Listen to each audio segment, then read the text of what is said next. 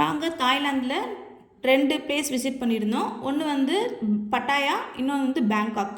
First நாங்கள் போனது வந்து பட்டாயா. பட்டாயாவில் வந்து ஒரு 2 டேஸ் இருந்தோம். அதுக்கப்புறம் 3rd டே அன்னைக்கு பேங்காக் போயிட்டு அங்கே ஒரு 2 டேஸ் இருந்தோம். மொத்தம் 5 டேஸு. நான் இன்றைக்கி காமிக்கிறது செகண்ட் டே. செகண்ட் டே வந்து கோரல் ஐஸ்லேண்ட் அப்படின்னு ஒரு பிளேஸ் தான் போயிருந்தோம். இது வந்து பட்டாயாவில் இருக்குது. இது எப்படின்னா ஃபுல்லாக கடலுக்குள்ளே நம்ம போட்டில் ஷிப்பில் போகும்போது அங்கேருந்து அங்கங்கே தனித்தனி தீவு மாதிரி அங்கங்கே ஒரு தீவாக இருக்கும். இதில் நாங்கள் போனது கோரல் ஐஸ்லேண்டில் போயிருந்தோம். ஃபஸ்ட்டு வந்து இதில் வந்து நிறைய வாட்டர் கேம்ஸு அந்த மாதிரிலாம் நிறைய இருந்தது. ஃபஸ்ட்டு வந்து நாங்கள் பேராசிலிங் போயிருந்தோம். ஹஸ்பண்ட் ஃபஸ்ட்டு போனாங்க, அப்புறம் பாப்பா வச்சுட்டு இருந்தேன். அப்புறம் அவங்க வந்ததும் நாங்கள் 2 பேருமே இந்த எக்ஸ்பீரியன்ஸ் பண்ணோம்.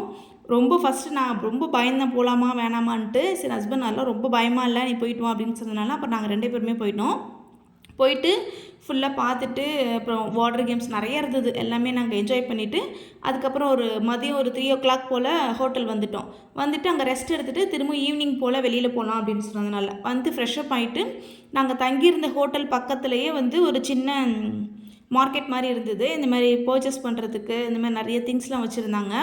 நான் சும்மா ஒரு விண்டோ ஷாப்பிங்காக போயிருந்தோம். என்னென்ன ரேட் இருக்குது, அப்புறம் சுற்றி எப்படி இருக்குதுன்னு பார்க்குறதுக்காக நானும் ஹஸ்பண்ட் பாப்பா 3 பேர் மட்டும் வந்திருந்தோம். சும்மா எதுவும் வாங்கலை, சும்மா சுற்றிட்டு அப்புறம் ரூம் போயிட்டோம்.